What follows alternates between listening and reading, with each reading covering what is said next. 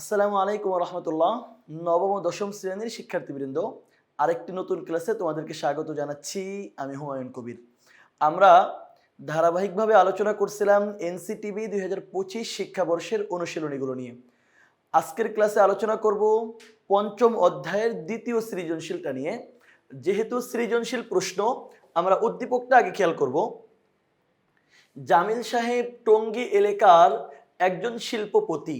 তিনি এলাকার মানুষের পানির তীব্র সংকট দূর করার উদ্দেশ্যে 10 লক্ষ টাকা ব্যয় করে একটি পানির পাম্প স্থাপন করেন। এছাড়া এলাকার মুসল্লিদের তুলনায় মসজিদ ছোট হওয়ায় তা সম্প্রসারণের ব্যবস্থা করেন। তার সহধর্মিণী মিসেস নাবিলা নিয়মিত সালাত আদায়ের পাশাপাশি ইসলামের মৌলিক বিধানগুলো মেনে চলার আপ্রাণ চেষ্টা করেন। ব্যক্তিগত জীবনে তিনি সংসারের সকল কাজ নিজ হাতে সম্পাদন করেন। আমরা এখানে একটা উদ্দীপক দেখতে পাচ্ছি, যেই উদ্দীপকের প্রথম অংশে একজন শিল্পপতির কথা বলা হচ্ছে, যে তিনি পানির তীব্র সংকট দূর করার জন্য 10 লক্ষ টাকা ব্যয় করে একটি পানির পাম্প স্থাপন করেছেন এবং এলাকার মসজিদটা ছোট হওয়ায় তিনি মসজিদ সম্প্রসারণে অর্থ ব্যয় করেছেন। এই ধরনের পানির পাম্প স্থাপন বা অনেক বড় দান, এই ব্যাপারগুলো যদি ইসলাম শিক্ষা বইয়ে আসে, তাহলে আমাদের নজর যায় হযরত উসমান রাদিয়াল্লাহু আনহুর দিকে। আর যদি কোনো মহিলার ব্যাপারে আলোচনা আসে যে তিনি নিজ হাতে সব কাজ করতেন, তাহলে আমাদের চিন্তা চলে যায় হযরত ফাতেমা রাদিয়াল্লাহু আনহুর ব্যাপারে। এখানে সে ব্যাপার নিয়েই কথা বলা হয়েছে। আমরা প্রশ্নগুলো একটা একটা করে পড়ি। আমাদের এখানে প্রথম প্রশ্ন হলো, কোন সাহাবী তাবুক যুদ্ধে সব সম্পদ ব্যয় করেছিলেন? কোন সাহাবী তাবুক যুদ্ধে তার যত সম্পদ ছিল সব ব্যয় করেছিলেন? তাবুক যুদ্ধে সব সম্পদ ব্যয় করেছিলেন হযরত আবু বকর রাদিয়াল্লাহু আনহু। হযরত আবু বকর রাদিয়াল্লাহু আনহু এর সম্পদ অনেক বেশি ছিল না, কিন্তু যতটুকু ছিল এর সবটাই তিনি রাসূলুল্লাহ সাল্লাল্লাহু আলাইহি ওয়াসাল্লামের সামনে নিয়ে উপস্থাপন করেন। তখন রাসূলুল্লাহ সাল্লাল্লাহু আলাইহি ওয়াসাল্লাম ওনাকে বলেন যে, আবু বকর, তুমি ঘরে কি রেখে এসেছো? তখন তিনি বলেন, আল্লাহ এবং তার রাসূলকে রেখে এসেছি। সম্পদ অনেক ছিল না, কিন্তু যতটুকু ছিল এর সবটাই তিনি দান করে দিয়েছেন। কোন সাহাবী তাবুক যুদ্ধে সব সম্পদ ব্যয় করেছিলেন? হযরত আবু বকর রাদিয়াল্লাহু আনহু। হযরত ওমর রাদিয়াল্লাহু আনহু ছিলেন ন্যায় ইনসাফের এক মূর্ত প্রতীক। বুঝিয়ে লেখো। ওমর রাদিয়াল্লাহু আনহু ছিলেন ন্যায় ইনসাফের এক মূর্ত প্রতীক, বুঝিয়ে লেখো। আমরা বলছি হযরত ওমর রাদিয়াল্লাহু আনহু ছিলেন ইসলামের দ্বিতীয় খলিফা এবং ন্যায় পরায়ণতার জন্য বিশ্বব্যাপী প্রসিদ্ধ। তিনি আমিরুল মুমিনিন ছিলেন, ইসলামের দ্বিতীয় খলিফা ছিলেন এবং তার ন্যায় পরায়ণতার জন্য, তার ইনসাফের জন্য তিনি সারা বিশ্বব্যাপী প্রসিদ্ধ ছিলেন। হযরত ওমর রাদিয়াল্লাহু আনহু এর শাসনামলে ধনী গরিব, উঁচু নিচু বা আপন পর কারো প্রতি তিনি কোনো ধরনের পক্ষপাতিত্ব করতেন না। তিনি বিশ্বাস করতেন আইন সবার জন্য সমান। বিচার প্রতিষ্ঠার ক্ষেত্রে কোনো বৈষম্য থাকা উচিত নয়। তিনি বিশ্বাস করতেন যে আইন এটা সবার জন্য সমান। কারো ক্ষেত্রে আইনের জোরদার হবে, কাউকে ছেড়ে দেওয়া হবে, এটা ওমর রাদিয়াল্লাহু আনহু এর নীতি ছিল না। তিনি বিচারের ক্ষেত্রে কোনো ধরনের বৈষম্য করতেন না।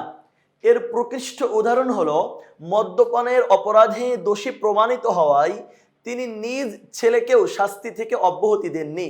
তার একজন ছেলে ছিল আবু শাহমা। সে একবার মদ পান করলো।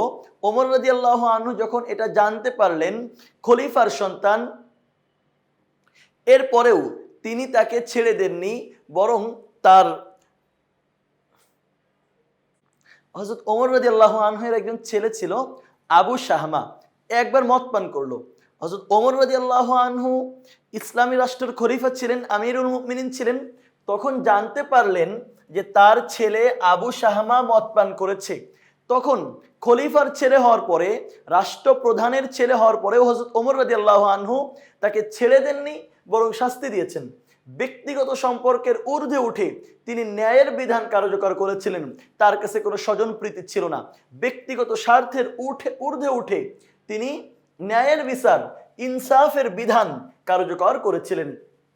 তাহলে আমাদের খ নম্বর প্রশ্ন ছিল, যে প্রশ্ন আমরা পড়ছিলাম যে হযরত ওমর রাদিয়াল্লাহু আনহু ছিলেন ন্যায় ইনসাফের এক মূর্ত প্রতীক, বুঝিয়ে লেখো।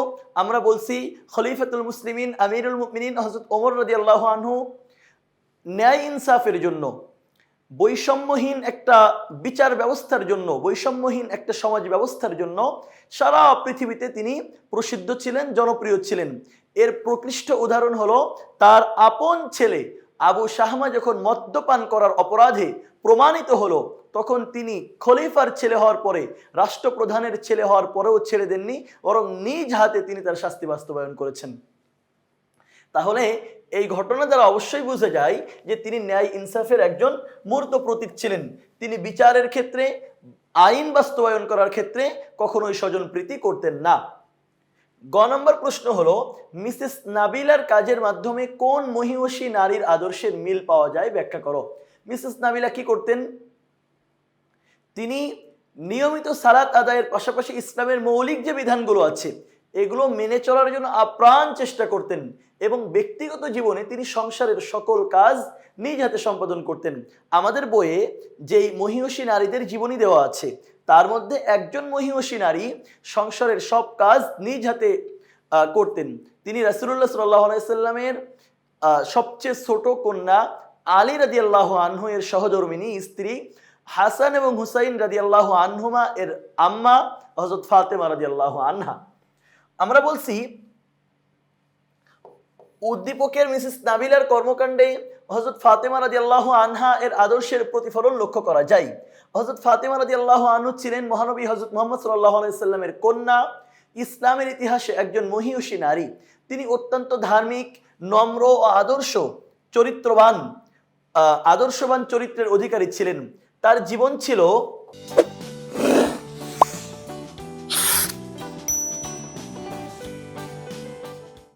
সরলতা, পরিশ্রম ও আল্লাহর প্রতি পূর্ণ আনুগত্যে পরিপূর্ণ।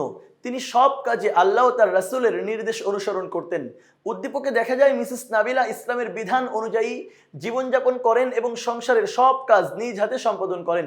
এটি হযরত ফাতেমা রাদিয়াল্লাহু আনহা এর জীবনের সঙ্গে সাদৃশ্যপূর্ণ। হযরত ফাতেমা রাদিয়াল্লাহু আনহা যেমন নিজ হাতে সব কাজ করতেন এবং আল্লাহর বিধানগুলো সব মেনে চলতেন, আমাদের উদ্দীপকের মিসেস নাবিলা তিনিও আল্লাহর বিধানগুলো, ইসলামের মৌলিক বিধানগুলো মেনে চলার জন্য আপ্রাণ চেষ্টা করেন এবং সাথে সাথে সংসারের সব কাজ নিজ হাতে সম্পাদন করেন। সুতরাং উদ্দীপকের মিসেস নাবিলার সাথে ইসলামের মহিয়সী নারী হযরত ফাতেমা রাদিয়াল্লাহু আনহা এর কাজগুলো সাদৃশ্যপূর্ণ। কারণ স্বামী হযরত আলী রাদিয়াল্লাহু আনহু, ফাতেমা রাদিয়াল্লাহু আনহা কেন নিজ হাতে সবকিছু করতেন? স্বামী হযরত আলী রাদিয়াল্লাহু আনহু জ্ঞান চর্চা ও অন্যান্য কাজে ব্যস্ত থাকায় সংসারের আর্থিক সংকট ছিল এবং তাদের ঘরে কোনো কাজের লোক ছিল না। আলী রাদিয়াল্লাহু আনহু বেশিরভাগ সময় জ্ঞান চর্চা করতেন।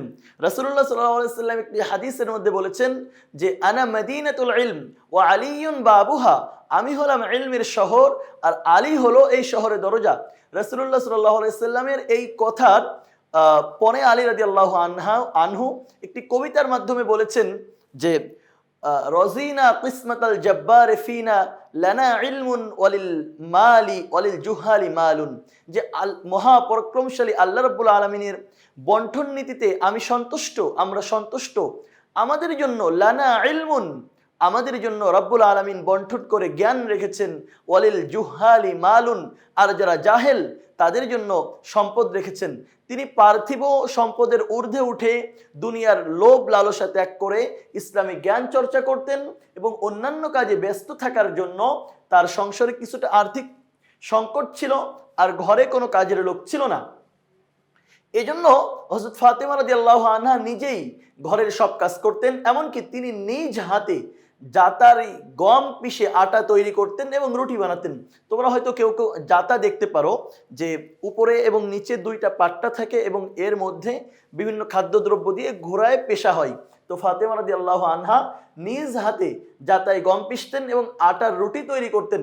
তাই বলা যায় মিসেস নাবিলার জীবনাচরণ হযরত ফাতেমা রাদিয়াল্লাহু আনহা এর আদর্শের অনুসরণকেই নির্দেশ করে। আমাদেরকে গ নম্বরে প্রশ্ন করা হয়েছিল যে উদ্দীপকের যে মিসেস নাবিলা আছে, যিনি ইসলামের আদর্শগুলো মেনে চলার চেষ্টা করেন এবং নিজ হাতে সংসারের কাজ করেন, প্রশ্ন ছিল কোন মহিয়সী নারীর আদর্শের মিল পাওয়া যায়। আমরা বললাম হযরত ফাতেমা রাদিয়াল্লাহু আনহা, যিনি রাসূলুল্লাহ সাল্লাল্লাহু আলাইহি সাল্লামের কন্যা ছিলেন, আলী রাদিয়াল্লাহু আনহু এর সহধর্মিণী ছিলেন, তার কাজের মিল পাওয়া যায়। কারণ আলী রাদিয়াল্লাহু আনহু জ্ঞান চর্চার কারণে, অন্যান্য কাজের কারণে বাইরে থাকতেন, আর্থিক সংকট ছিল কিছুটা, এই জন্য ফাতেমা রাদিয়াল্লাহু আনহা নিজে সব কাজ করতেন। আমাদের এখানে 4 নম্বর প্রশ্ন হলো, জামিল সাহেবের কার্যক্রম হযরত উসমান রাদিয়াল্লাহু আনহু এর জীবন আদর্শের আলোকে মূল্যায়ন করো। জামিল সাহেবকে আমরা পড়ে এসেছিলাম, তিনি টুঙ্গি এলাকার একজন শিল্পপতি। পানির সংকট দূর করার জন্য তিনি 10 লক্ষ টাকা ব্যয় করে একটি পানির পাম্প স্থাপন করেন এবং এলাকার মসজিদটা ছোট হওয়ার কারণে তিনি আরেকটি মসজিদও নির্মাণ করেন। মসজিদ সম্প্রসারণের জন্য তিনি প্রচেষ্টা করেন। আমাদের প্রশ্ন হলো যে জামিল সাহেবের কার্যক্রম হযরত উসমান রাদিয়াল্লাহু আনহু এর জীবন আদর্শের আলোকে মূল্যায়ন করো। ইসলামের ইতিহাসে একজন খলিফাকে, একজন সাহাবীকে গনি বলা হয় ধনী হওয়ার কারণে, অনেক সম্পদশালী হওয়ার কারণে। তিনি হযরত উসমান রাদিয়াল্লাহু আনহু নিজে যেমন সম্পদশালী ছিলেন এবং অকাতরে ইসলামের জন্য, মানুষের জন্য সম্পদ বিলিয়ে দিতেন। উদ্দীপকের জামিল সাহেবের কার্যক্রম বিশ্লেষণ করলে দেখা যায় যে তা ইসলামের তৃতীয় খলিফা হযরত উসমান রাদিয়াল্লাহু আনহু এর মানব সেবামূলক আদর্শের সঙ্গে সামঞ্জস্যপূর্ণ। উসমান রাদিয়াল্লাহু আনহু ছিলেন আরবের একজন ধনাঢ্য ও সফল ব্যবসায়ী। ইসলাম গ্রহণের পর তিনি তার বিপুল সম্পদ আল্লাহর সন্তুষ্টি ও মানবতার কল্যাণে ব্যয় করেন। তার উদারতা ও দানশীলতার অনেক দৃষ্টান্ত ইতিহাসে উল্লেখ রয়েছে। মদিনায় একসময় পানির তীব্র সংকট দেখা দিলে তিনি 18,000 দিনার, দিনার মানে হলো স্বর্ণ মুদ্রা। তুমি ইসলামের ইতিহাস পড়তে গিয়ে 2টা মুদ্রার বিবরণ পাবা, একটা হলো দিনার আর একটা দিরহাম। দিনার মানে হলো স্বর্ণ মুদ্রা আর দিরহাম মানে হলো রৌপ্য মুদ্রা। তো মদিনায় যখন তীব্র পানির সংকট দেখা যায়, তিনি 18,000 স্বর্ণ মুদ্রা বেয়ে একটি কূপ ক্রয় করে জনগণের কল্যাণে ওয়াকফ করে দেন। ওয়াকফ করে দেন মানে বিনা স্বার্থে সবার জন্য উন্মুক্ত করে দেন। এছাড়া দুর্ভিক্ষের সময় তিনি মদিনাবাসীর মাঝে খাদ্য সামগ্রী বিতরণ করে তাদের দুর্দশা লাঘব করেন। উদ্দীপকে বর্ণিত জামিল সাহেবও একজন শিল্পপতি এবং তিনি তার সম্পদ মানব কল্যাণে ব্যয় করেন। এলাকায় পানির সংকট দেখা দিলে তিনি 10 লক্ষ টাকা ব্যয়ে একটি পানির পাম্প স্থাপন করে মানুষের কষ্ট দূর করার উদ্যোগ নেন। এতে বোঝা যায় যে তিনি ব্যক্তিগত সম্পদকে সমাজের কল্যাণে ব্যবহার করেছেন। অতএব বলা যায় জামিল সাহেবের এই মানব সেবামূলক উদ্যোগ হযরত উসমান রাদিয়াল্লাহু আনহু এর উদারতা ও মানব কল্যাণের আদর্শকে অনুসরণ করে। তাই তার কার্যক্রম সমাজের অনুকরণীয় ও অনুসরণীয় আদর্শ। আমরা ধারাবাহিকভাবে এনসিটিভির 2025 শিক্ষাবর্ষের ইসলাম শিক্ষা বইয়ের অনুশীলনীগুলো পড়ছিলাম। আমাদের আজকের আলোচনা ছিল পঞ্চম অধ্যায়ের শেষ সৃজনশীল প্রশ্ন। এখান থেকে আমরা 4টি বিষয় নিয়ে তোমাদের সাথে কথা বললাম। আমাদের এখানে সবার আগে প্রশ্ন ছিল কোন সাহাবী তাবুক যুদ্ধে সব সম্পদ ব্যয় করেছিলেন। আমরা উত্তর দিয়েছি তিনি ইসলামের প্রথম খলিফা হযরত আবু বকর রাদিয়াল্লাহু আনহু। আমাদের এখানে দ্বিতীয় প্রশ্ন ছিল হযরত ওমর রাদিয়াল্লাহু আনহু ছিলেন ন্যায় ইনসাফের এক মূর্ত প্রতীক। বুঝিয়ে রেখো, আমরা বলেছি ওমর রাদিয়াল্লাহু আনহু ন্যায় ইনসাফের জন্য, বৈষম্যহীন সমাজ এবং রাষ্ট্রের জন্য বিশ্বব্যাপী প্রসিদ্ধ ছিলেন। তিনি বিচারের ক্ষেত্রে, আইন প্রয়োগের ক্ষেত্রে কখনো স্বজনপ্রীতি করতেন না।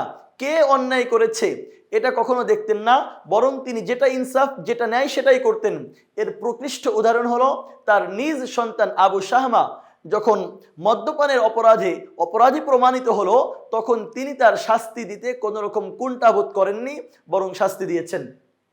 সুতরাং তিনি ন্যায় ইনসাফের এক মূর্ত প্রতীক ছিলেন। মিসেস নাবিলার কাজের মাধ্যমে কোন মহিয়সী নারীর আদর্শের মিল পাওয়া যায় ব্যাখ্যা করো। মিসেস নাবিলা তিনি সালাত আদায় করেন, ইসলামের মৌলিক বিধানগুলো মেনে চলেন এবং সংসারের কাজগুলো নিজ হাতে করেন।